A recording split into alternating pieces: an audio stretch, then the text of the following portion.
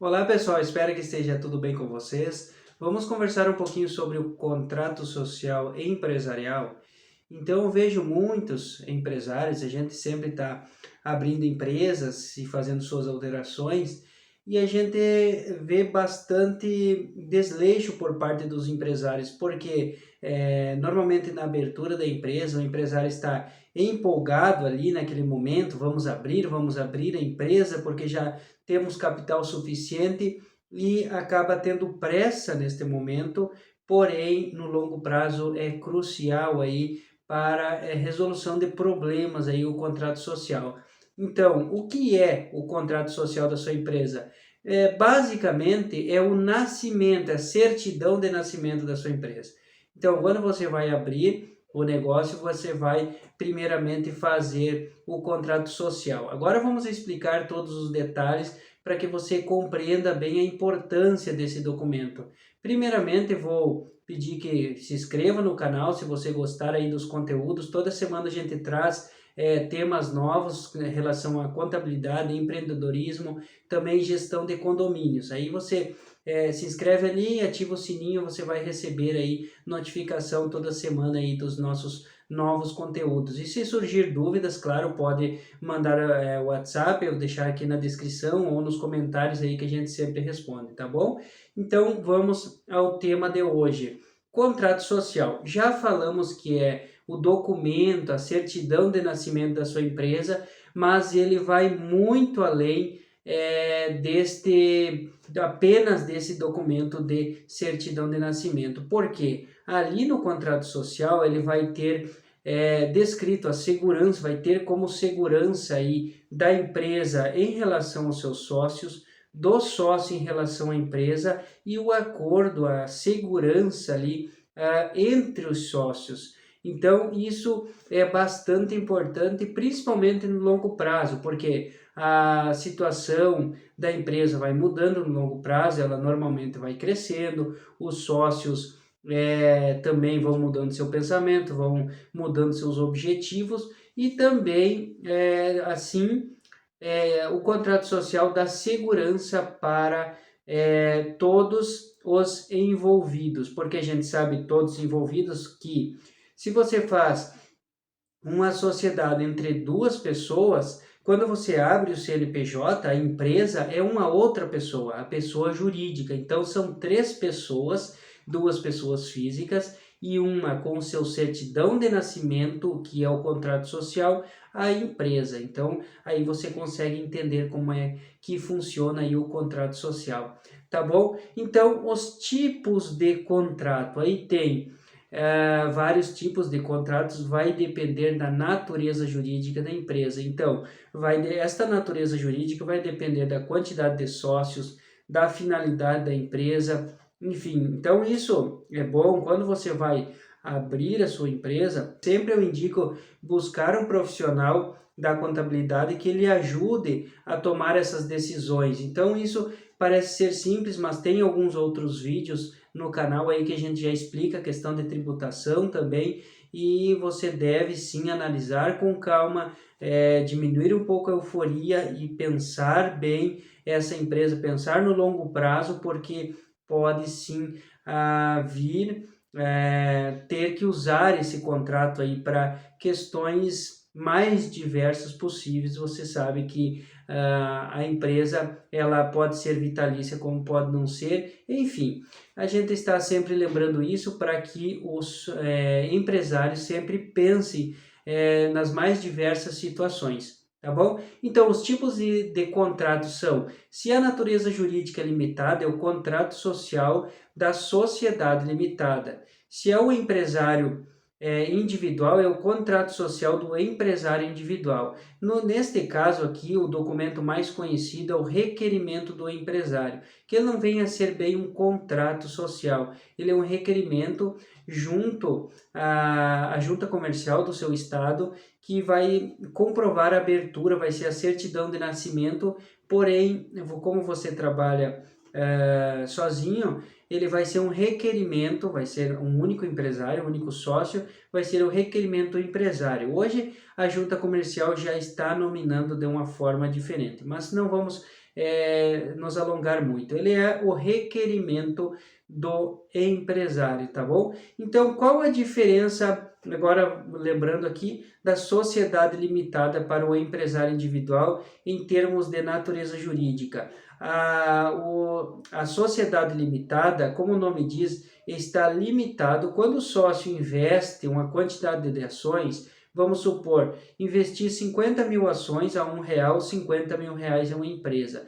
Então, se a sociedade é limitada, eu me limito à responsabilidade perante a empresa é naquele valor de 50 mil reais. Se é um empresário individual, já se confunde os dois patrimônios entre o patrimônio da empresa e o patrimônio do seu sócio.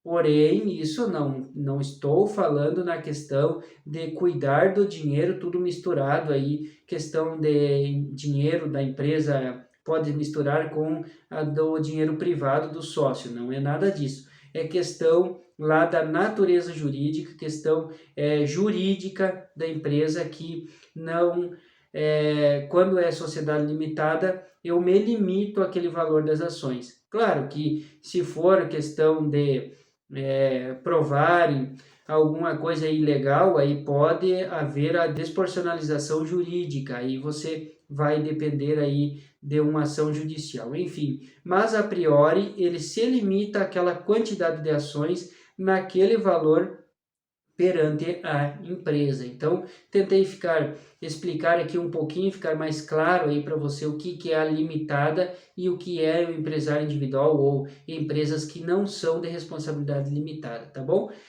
Eireli, o contrato social do empresário individual de responsabilidade limitada. Então, se você pode ser empresário individual, você também tem a alternativa de ser empresário individual com a responsabilidade limitada, da mesma forma de que quando é sociedade limitada. Então, eu posso investir numa empresa de responsabilidade limitada, mas aí vai ter umas características diferentes.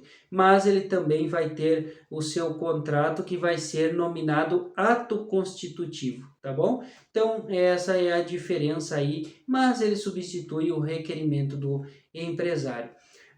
Nas SAs, é o contrato social da sociedade anônima. E daí, como substituição aí, no caso de outras condições, só para você ficar sabendo já, questão de associações, por exemplo, aí já substitui o estatuto, aí nas condições de condomínio, aí vai ser a convenção de condomínios, então é o nascimento da empresa através destes documentos. Então, ele não é apenas uma certidão de nascimento, e sim uma série de fatores que você vai preencher ali, vai levantar os dados para que fique de forma legalizada a empresa com toda aquela segurança para todos os sócios e também para a empresa perante os sócios, tá bom?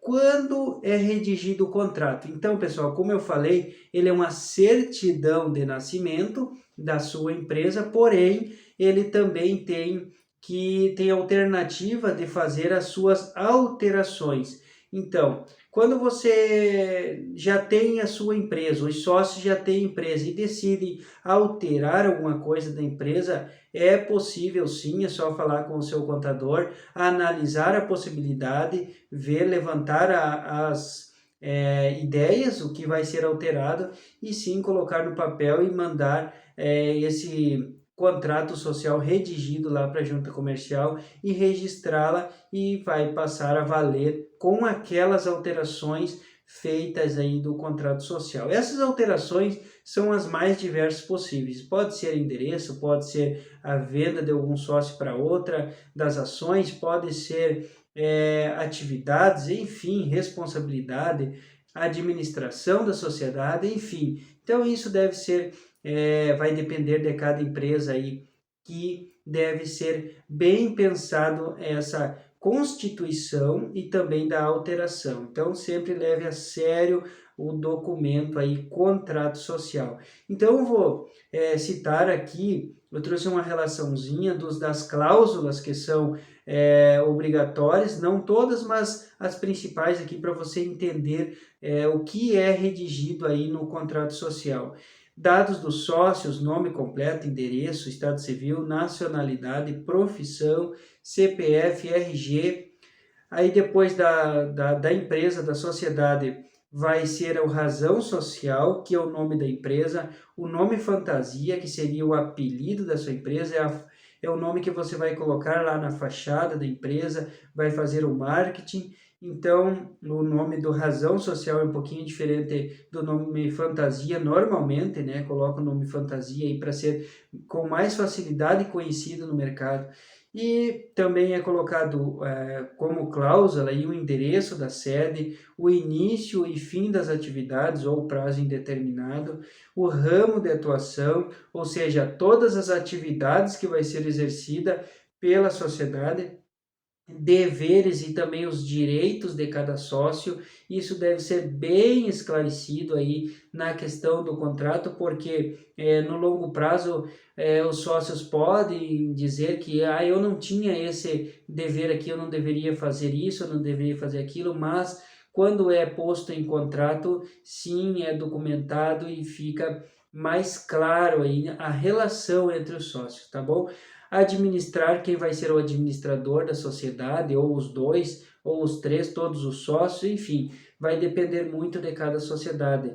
Distribuição de lucros, quanto vai ser em porcentagem, questão do prolabore, né, como que vai ser pago, enfim, como vai se dar a integralização do capital, quantas cotas vai ser subscrita, quantas cotas vai ser integralizado, enfim.